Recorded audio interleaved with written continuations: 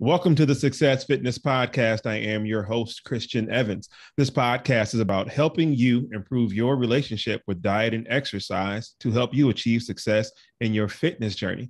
In today's show, we have our guest, Letesha Newsom. Letesha is a retired Air Force veteran and mother of one son who is currently serving in the Army National Guard. Serving 21 years, she retired in the grade of Master Sargent. Letesha is a personal trainer and nutritionist in the San Antonio area. She earned her Master's of Science in Exercise Science and Nutrition, as well as her Master of Arts in Professional Counseling from Liberty University. Weighing in at 175 pounds in 2014, another military member inspired her to compete in a local bodybuilding competition. In less than 1 year, Letesha lost over 50 pounds, placing her first in the military bodybuilding competition. This passion inspired her to become a certified personal trainer, leading to opening her very own gym, Newsom Fitness, the only private one-on-one personal training studio in the San Antonio area. I can't say that right. San Antonio, San Antonio area. Success Fitness family, please welcome Letesha Newsom. How are you? Hello, I'm good. Did I pronounce your name right? Letesha. Okay. You know, I don't want to go this whole interview and keep quoting your name. And it's like, I know how that is. So tell us what inspired you to lose over 50 pounds to placing in your first bodybuilding competition. Well, so I was a little overweight while I was in the military, and we have the fitness test. So I would take the fitness test and I would score okay. I would pass, but I wouldn't get the scores that I wanted. So I kept trying to figure out how to motivate myself to stay active all year round instead of when that test come around to pass the test, because I would have to take it like every 6 months. So it's like I would work out for 3 months, take the test, and then the next 3 months I do whatever, and then I would start over. So it was kind of like a cycle. So anyway, one day I was on Facebook, and in one of the groups I was in, I saw a girl win like a trophy and everybody was congratulating her or whatever. So I asked, well, what did she do to get the trophy? Because I didn't know anything about bodybuilding. So I just saw that she was thin. She was like a thin, fit girl. And they're like, oh, she won a bodybuilding competition. I'm like, oh, well then I can get skinny. I can do that. So the goal was to get skinny to win a trophy. And from there, it kind of took off. Okay. So how did your nutrition look like in that time when you're losing weight? Like, what did you eat? So when I first started, I did a lot. So before I even committed to trying to do this competition, I had to look up and study, like, what do bodybuilders eat? How do they work out and stuff like that? So I started seeing stuff about macros and all this other stuff. And I was trying to figure it out online. So I finally hired a nutritionist, and they taught me pretty much about meal planning, prepping, and what I should eat, the macros and stuff. So I had to change what I eat. I changed everything that I ate. So protein, I would do like egg whites, chicken breast, turkey, fish. And then I switched out my vegetables, so I would only eat green vegetables. For my carbs, and I would do sweet potatoes, brown rice, and oatmeal. And then for my fats, I would do like nut butter and nuts. And that's pretty much all I ate. So prior to that, had you ever tried to lose weight or know anything about calorie counting and all that? Did you have any type of like knowledge to that? No, so before that, I tried all these different fad diets. So for like 10 years, my weight was up and down, like yo-yo. So I think I did the what's that? South Beach diet. I tried that. I think I tried the Atkins. I went to a weight loss center. I think it was called LA Weight Loss Center. So I did that. So I tried different things, but I didn't really know how to do it or the concept behind it or the knowledge behind it. So how did the nutritionist help you out in that aspect?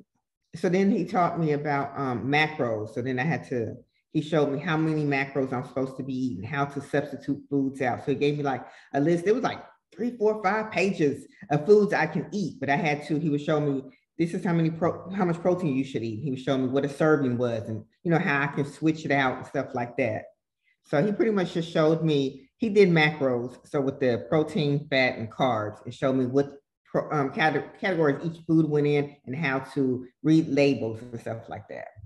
Okay. And for those who may hear mumbo jumbo when we're talking macros, so for those who don't know, can you, the nutritionist, break down what is a macro and why it's important?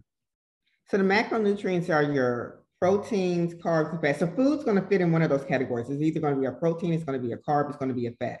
And they each have different functions. So like your protein is going to help you with your muscle building and muscle, keeping the muscles. So that's feeding your muscles. The carbs is like your energy. I know a lot of people want to cut out carbs.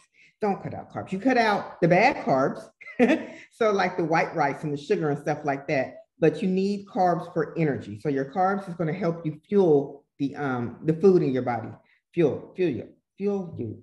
Fat, everybody has essential fat that you have to have in your body just for your organs and stuff to function. So that's what the fat is. So food's going to fit in one of those categories. And that's how your body's going to function based off those categories. I got you.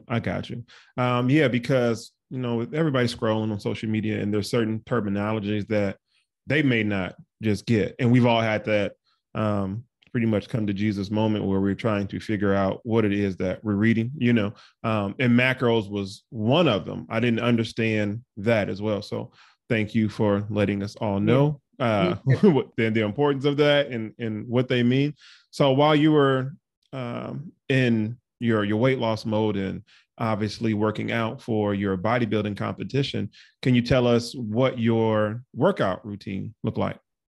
So when I first started, so it's a little different now than when I first started. So when I first started, I think I worked out like 3 days a week and then I would rest. So I would split up my muscle groups so you don't work, so you can make sure you have recovery time. So each muscle group should need 24 to 48 hour recovery time. So like one day I might do arms and shoulders, and the next day I might do chest and back, and the next day I might do abs and legs. And I just did that, and then I would rest, and I would start that cycle over and over. So I would find different exercises to target those muscle groups. And then as time went on, I kind of split out the muscle groups so they have their own day. So then I have a leg day, an arm day, a shoulder day, a chest day, and stuff like that. Find exercise that targets those areas. Okay, so what was your least favorite muscle group to target? I don't know. Some days I like them all. Some days I hate them all. I think it really depends on my mood. I think the thing I hate the most is probably legs because they're so hard for me to develop.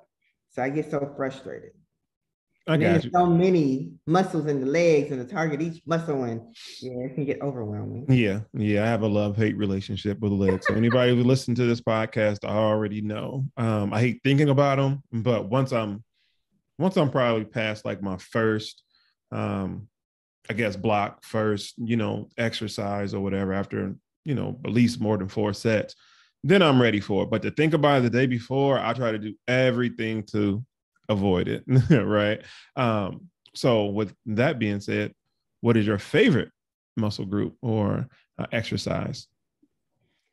So I'm probably crazy. So my favorite 2 exercises are they're push-ups and pull-ups. Probably because I didn't think I could do them.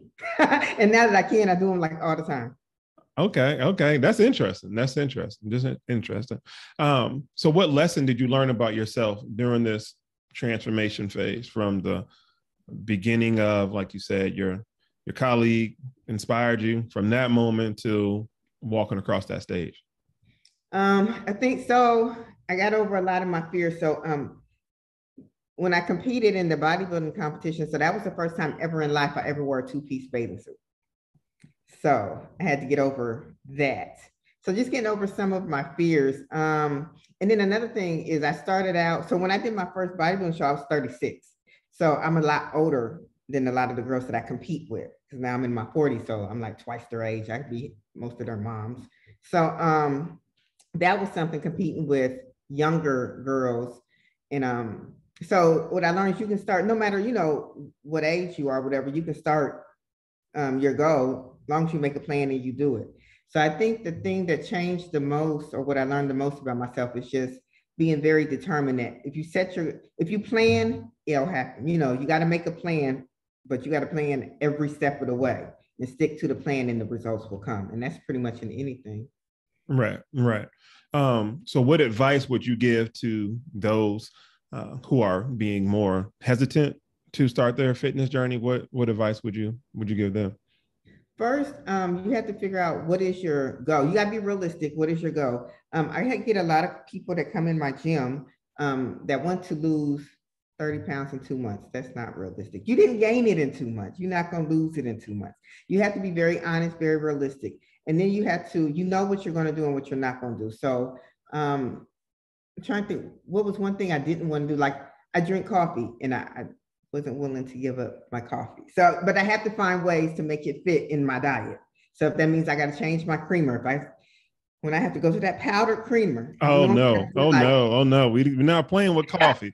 We're not playing with coffee now. You only got to do 5 weeks, and I've been counting the weeks down to when I can go back to my regular creamer. But anyway, just you have to be realistic, be honest with yourself. You know what you're going to do and what you're not going to do. So your goal, if you're not willing to work out 5 times a week and you're only going to work out 3 times a week, understand that's going to take longer to your goal. So make sure your goal is going to be in 5 months instead of 3 months. So be very honest and realistic with yourself.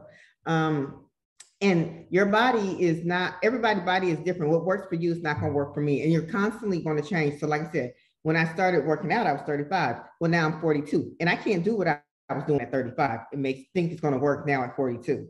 So each competition with me is different because I'm older each year. So I have to figure out what works for my body that, during that time. Okay. So I can't look at somebody else's plan and think it's going to work for me. Right, right. So what does your current diet and exercise routine look like a typical week, what you're doing? So right now I'm actually transitioning into start prepping for a competition. So there's a competition in November that I want to do. So my diet will change on Monday, but as right now, because I did, my last competition was in May and I didn't really want to gain too much weight. So it was still kind of strict. So I was only eating fish and ground turkey. And then I would do a cheat meal on the weekends. So then I can eat whatever I want. And then I eat a lot of green vegetables. I did very little carbs. So I do some oatmeal in the morning and right before I work out, I probably have a half a cup of rice. In the evening, I eat a salad and I did like a high fat meat. So I either do a steak or some salmon. So. Okay. What's your most preferred way to, as far as cook your salmon? That's been a pretty popular item for people who don't eat beef or pork. It's like the right there in the middle. So with salmon, I put it in the air fryer. Okay. Mm-hmm. I put it in the air fryer and cook it, and I like it like that. Okay. All righty. So this has been a fun and very educational podcast with Miss Letesha Newsom. Tell everybody where they can find you at, whether online or in person, where your website and facilities, everything. So my gym, I'm in San Antonio area. My gym is located in Universal City on Pat Booker, so right up the road from Randolph Air Force Base. I'm on Facebook and Instagram under Newsom Fitness, or my personal Facebook and Instagram, Letesha Newsom. I kind of post the same thing on both a lot. And then my website is www.newsomfitness.com. All righty, there you have it. The military sergeant. Is that the label? I just want to make sure I'm very respectful. The military sergeant, Letesha Newsom. Thank you for stopping by for the Success Fitness podcast. And I hope you have a wonderful day. Peace out. All right, thanks for having me. Are you looking for a personal trainer that will focus on you to help achieve success in your fitness journey? If yes, please book your in-person or Zoom one-on-one personal training sessions with me, Christian Evans, at christiansweightsuccess.net.